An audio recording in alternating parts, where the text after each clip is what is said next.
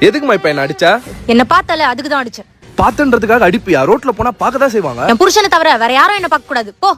என் பேர் லக்ஷ்மி. இந்த மாதிரி ஒரு புருஷன் கிடைக்கிறதுக்கு நான் பாக்கியம் பண்ணிருக்கணும். அதனாலதான் நான் யோக்கியமா இருக்கேன். நான் எந்த அளவுக்கு யோக்கியம்னா, என்னடா மூட்ன கோவில்ல கும்பிடுறேன்னு பாக்குறீங்களா? ஏன்னா உள்ள இருக்க கடவுள் ஆண். அவரை கூட பார்க்க கூடாதுன்ற அளவுக்கு யோக்கியம்னா.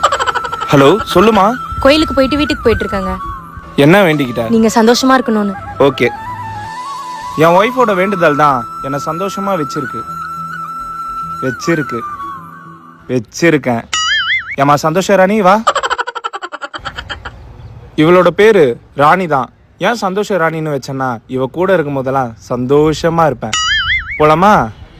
என் சந்தோஷ ராணியை கூட்டிட்டு போகும்போது தான் என் சந்தோஷம் போற மாதிரி ஒரு விஷயம் நடந்தது. ஐயோ, என் ஒய்ஃபு.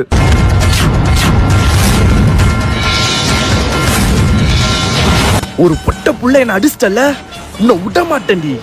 யோக்கிய லட்சுமியும் பாக்கிய புருஷனும் உங்கள் எங்க டிவியில் காண தவறாதீர்கள். Sponsor by கோமனப்பட்டி.